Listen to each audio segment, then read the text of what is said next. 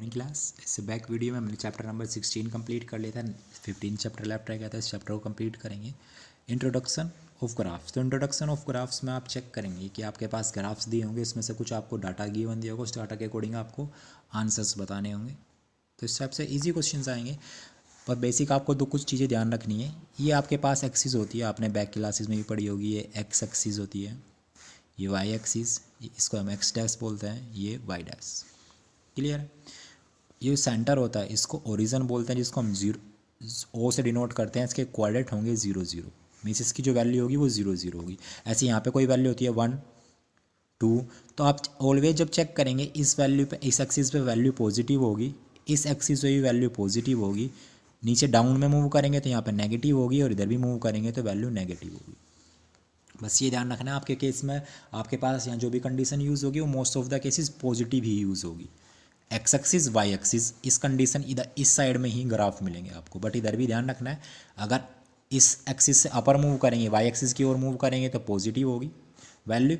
X axis की ओर move करेंगे, ये क्या है हमारे पास एक्सिस है, एस एक्सिस पे मूव करेंगे तो वैल्यू क्या होगी पॉजिटिव, इधर नेगेटिव, इधर भी नेगेटिव, अब पॉजिटिव, इधर भी पॉजिटिव। क्लियर है। तो आपको ये चीज़ें ध्यान रखनी है, कुछ ये बेसिक चीज़ें हैं यहाँ पे यूज़ होगी। ये क्या है हमारे पास एक्सिस है। क्लियर है। अब इसे फर्स्ट क्वेश्चन पे मूव करते हैं। क्वेश्चंस में चेक करेंगे एक्सरसाइज 15.1। 15.1 में फर्स्ट क्वेश्चन आप चेक करेंगे। The flowing graph show the temperature of patients in a hospital recording every hour. तो एवरी आवर में जो टेम्परेचर वो रिकॉर्ड कर रहा है, तो पेशेंट का टेम्परेचर आपके पास गिवन दिया है। तो मैं यहाँ पे ग्राफ बना लेता हूँ, किस टाइप से वो ग्राफ गिवन दिया हुआ है। इस टाइप से आपके पास ग्राफ गिवन दिया है। यहाँ पे वैल्यू लिखी हुई है 9 AM, ये AM लिखा हुआ है यहाँ पे, फिर लिखा हुआ है 10 AM, 11 AM, 12 नून, फिर 1 PM, 2 PM एंड 3 PM। इस टाइप से तो वैल्यू है। ये PM को डिनोट कर रहा है इधर, यहाँ पे नून लिखा हुआ है, और ये वैल्यू AM को डिनोट कर रही है, इससे पहले वाली वैल्यूज। यहाँ पे टेम्परेचर जो लिखा हुआ है, ये यहाँ पे टेम्परेचर फर्स्ट जो टेम्परेचर दिया है वो कितना है 34। फिर यहाँ पे जो टेम्परेचर नेक्स्ट टेम्परेचर दिया 35, देन 36, 37, 38, 39। इस टाइप से टेम्परेचर दिए हुए हैं, और वैल्यू जो स्टार्ट कर रखी है वो वैल्यू इस टाइप से यहाँ पे ग्राफ बना हुआ है। 1 पेशेंट 9 AM पे जो मेज़र हुआ, फिर 10 AM पे इस वाले पॉइंट पे मेज़र हो रहा है, फिर 11 पे यहाँ पे मेज़र हो रहा है, 12 वाली पोजीशन पे मेज़र हो रहा है इन दोनों पॉइंट्स के बिटवीन में। फिर 1 PM पे आप चेक करेंगे, 1 PM पे कहाँ पे मेज़र हो रहा है टेम्परेचर 37 और 36 के बिटवीन। फिर 2 PM पे मेज़र हो रहा है सेम वैल्यूज़ पे। फिर 3 वाली वैल्यू पे थोड़ा अप चला गया, मीन्स 37 पे मूव हो गया। तो इस टाइप से अगर आप इसको मीट करेंगे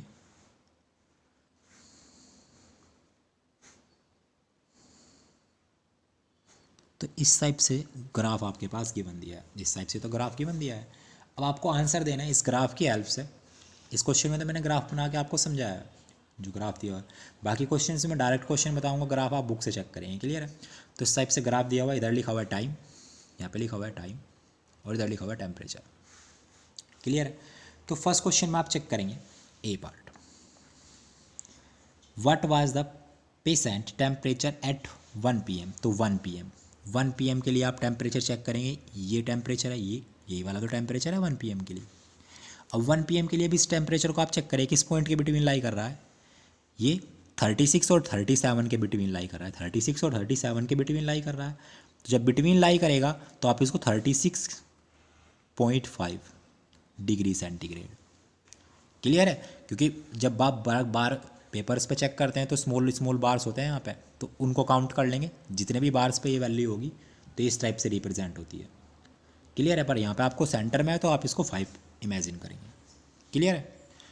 तो 36.5 डिग्री सेंटीग्रेड इस टाइप से टेम्परेचर लिख लेंगे, आपके पास आंसर हो जाएगा। ऐसे बी पार्ट में चेक करेंगे। बी पार्ट में क्या कंडीशन दी है, when was the patient temperature is 38.5। अब 38.5 किस टाइम पे टेम्परेचर होगा आप चेक करें। 38 ये टेम्परेचर 38, यहीं पे तो यही तो वैल्यू है 38.5। 38 और 39 के बिटवीन में कोई किसी टाइम पे देखो टेम्परेचर दिखा रहा है क्या? हाँ, सेंटर में किस टाइम पे दिखा रहा है? ये इस वैल्यू को, ये किसको रिप्रेजेंट कर रही है? 12 नून को। तो इसमें क्या कंडीशन आएगी? 12 नून।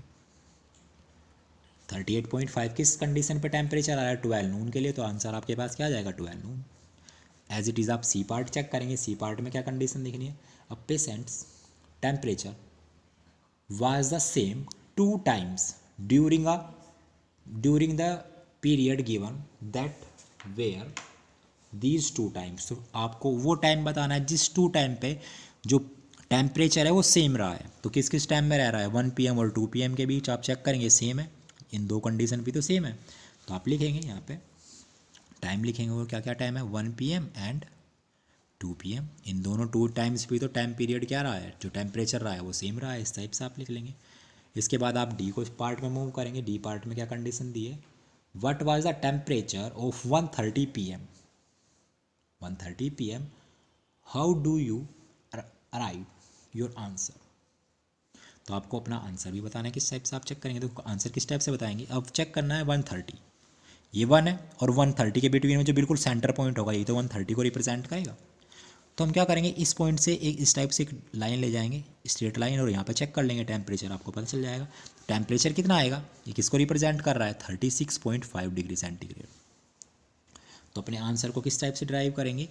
36/1 और 2 के बिटवीन में 1:30 की टाइम होगा, 1 आवर 30 मिनट। अब इससे एक लाइन ले जाएंगे, किस टाइप से? कैसी लाइन है ये? वर्टेक्स लाइन है। किसके पैरेलल जा रही है? वाई एक्सिस के पैरेलल। तो मूव करेंगे वाई एक्सिस के पैरेलल तो हमें टेम्परेचर मिल जाएगा। क्लियर है? तो इस टाइप से लिखेंगे to moving a parallel of Y axis, to moving a parallel of Y axis we find the temperature of 1:30, temperature is 36.5 degree centigrade. Clear है? तो इस टाइप से आप आंसर लिख लेंगे। उसके बाद आप ई पार्ट में चेक करेंगे, during which periods the temperature did the temperature patient temperature slow on upward turn। तो हमें वो टाइम बताना है जिस टाइम में जो टेम्परेचर टर्न हुआ है, मीन्स अपवर्ड, डाउन से अपवर्ड जा रहा है और मिनिमम वैल्यू में जा रहा है। कब कम स्पीड टाइम में जा रहा है? देखो इस ग्राफ में चेक करिए एक बार, 9 to 10 अप हो रहा है, फिर उसके बाद 10 to 11 ज़्यादा अप हो रहा है, फिर डाउन जा रहा है, फिर डाउन आ रहा है, फिर अप हो रहा है। तो आप चेक करेंगे वो ऐसा टाइम जिसमें सबसे कम डाउन अप मूव हो रहा है। तो यहाँ पे आप चेक करेंगे 0.5 ही मूव हो रहा है। तो वो टाइम क्या होगा? 9 to 11। तो अपवर्ड जा रहा है, मीन्स सॉरी, टेम्परेचर हमें बताना है स्लो टू अपवर्ड, अपवर्ड ही जा रहा है। किस कंडीशन तक, किस टाइम तक जा रहा है? अपवर्ड। तो देखो आप चेक करें 9 to 10 में अप हुआ, फिर 10 to 11 और अप हो गया, फिर डाउन आ गया, फिर डाउन आ रहा है, फिर डाउन आ रहा है। तो मीन्स वो टाइम पीरियड क्या है जिसमें टेम्परेचर अप मूव कर रहा है, डाउन टू अप जा रहा है, 9 to 11 AM। तो लिखेंगे 9 AM to 11 AM। तो यही तो टेम्परेचर है जिस टेम्परेचर क्या कर रहा है? अपवर्ड मूव कर रहा है। डाउन से किधर मूव कर रहा है? अपवर्ड मूव कर रहा है, 9 to 11 AM। क्लियर? इसके बाद नेक्स्ट क्वेश्चन में चेक करेंगे, question number second. Question number second में आप चेक करेंगे अब ग्राफ, अब अपनी बुक में आप चेक करेंगे carefully. The flowing lines graph show the yearly sales figure in the manufacturing company. कोई मैन्युफैक्चरिंग कंपनी है तो आप यहाँ पर ग्राफ में चेक करेंगे, इस टाइप से ग्राफ दिया हुआ है। इधर आपके पास लिखी है सेल्स और इधर लिखे हैं ईयर, इस टाइप से तो ग्राफ दिया हुआ है। तो ग्राफ आप अपनी बुक्स में चेक करेंगे, आपको आंसर देने हैं। फर्स्ट ए पार्ट में आप आंसर देंगे, what were the sale in 2002 and 2006। तो 2002 का आपके पास यहाँ पे 2002 लिखा हुआ होगा। इस 2002 में आप चेक करेंगे सेल कितनी है, यहाँ पे काउंट करेंगे सेल कैसे दी है, इन करोड्स में दी है कि 2 करोड़ 3 करोड़ 4 करोड़ इस टाइप से लिखी हुई है। तो 2002 में जो भी आपके पास सेल होगी उसको आप लिखेंगे चेक कर कर। ऐसे ही 2006 में लिखेंगे। ये फर्स्ट पार्ट था, ये सेकंड पार्ट था ए के। तो इनके आंसर आप इस टाइप से सेल्फ देंगे, चेक कर लेंगे ग्राफ में। एज इट इज़ आप बी क्वेश्चन को चेक करेंगे, what were the sale in 2003 and 2005। तो 2003 एंड 2005 के लिए आपको आंसर देना है। ग्राफ को केयरफुली चेक करेंगे और आंसर देना है आपको। क्लियर है? अब उसके बाद सी पार्ट चेक करना है आपको। सी पार्ट में क्या है, सी पार्ट में कंडीशन क्या दी है, तो आप चेक करें, compute the difference between the sale in 2002 and 2006। Compute means आपको गणना करनी है, कैलकुलेट करना है, क्लियर है। कैलकुलेट क्या करना है, 2002 एंड 2006, 2002 एंड 2006 के बिटवीन में कंपेयर करना है। तो आप चेक करें, कंपेयर कर, एक वैल्यू ग्रेटर होगी एक स्मॉलर होगी, जो भी ग्रेटर आएगी उस ग्रेटर वाले में से स्मॉलर वाले को सब्सट्रैक्ट कर देंगे तो आपके पास कंपेयर हो जाएगी वैल्यू। तो आपको डिफरेंस निकालना है एक टाइप से 2002 एंड 2006 के बिटवीन का आपको डिफरेंस बताना है। इनके बिटवीन का क्या बताना है, डिफरेंस ही तो बताना है। तो डिफरेंस आप चेक कर लेंगे, जो भी वैल्यू होगी 2002 में और 2006 में जो भी वैल्यू होगी सब्सट्रैक्ट कर लेंगे, आपके पास आंसर आ जाएगा। डी पार्ट में आप चेक करेंगे, in which year was there the greatest difference between the sales of compressed sales as compared to its previous year। तो आपको अब कंडीशन चेक करनी है कि डिफरेंस चेक करना है, ग्रेटेस्ट डिफरेंस हो किस टाइम में कंपेयर करना है प्रीवियस ईयर के अकॉर्डिंग। तो आप चेक कर ले, ईच के लिए निकाले से 2002 टू 2003 में कंपेयर आप सब्सट्रैक्ट करके चेक कर लेंगे, जनरली आपको डिफाइन हो जाएगा अगर आप सिंपली। फिर 2003 से 2004 के लिए कंपेयर कर ले, 2004 से 5 के लिए कंपेयर कर ले, 5 से 6 के लिए कंपेयर कर ले। तो जिस भी कंडीशन में डिफरेंस ग्रेटर होगा वो ईयर आपके पास यहाँ पे लिख देंगे। जैसे 2000 भाई 2 से 3 के लिए आप कंपेयर करेंगे, जो भी वैल्यू आएगी, जैसे 3 करोड़ आ गया, जिसमें भी ग्रेटर आएगा वो टाइम पीरियड आप यहाँ पे लिख देंगे, किस ईयर टू किस ईयर जो वैल्यू हो रही है वो डिफरेंस ग्रेटर आ रहा है, जो भी वैल्यू आएगी वो आप यहाँ पे मेजर कर लेंगे, क्लियर है। उसके बाद नेक्स्ट क्वेश्चन पे मूव करेंगे, third question. As it is आप थर्ड क्वेश्चन चेक करेंगे। थर्ड क्वेश्चन में आपके पास जो ग्राफ दिया है वो 2 वैल्यूज़ के लिए दिया है, एक प्लांट ए और प्लांट बी। थर्ड क्वेश्चन में ग्राफ आप चेक करेंगे, अपनी बुक में ग्राफ चेक करें तो प्लांट डी के लिए ग्राफ दिया हुआ है, प्लांट ए प्लांट बी के लिए, क्लियर है। फर्स्ट पार्ट में आपको क्या चेक करना है, how height was plant A after 2 weeks तो एंड 3 वीक्स। तो ए पार्ट में आपको प्लांट ए के लिए चेक करना है 2 वीक्स में उसकी हाइट कितनी मूव हो रही है और थर्ड वीक में कितनी हो रही है। तो इसको आप इजीली आप निकाल लेंगे, चेक कर लेंगे, ग्राफ में केयरफुली चेक करेंगे। बी पार्ट में भी आप चेक करेंगे, हाइट ऑफ बी प्लांट, अब की बार बी प्लांट की चेक करनी है सेकेंड वीक और थर्ड वीक में, तो आप चेक कर लेंगे। तो इसके ईजिली पार्ट आप सेल्फ कर लेंगे, ए और बी पार्ट। सी पार्ट में आप चेक करेंगे, how much did plant A grow during a third week.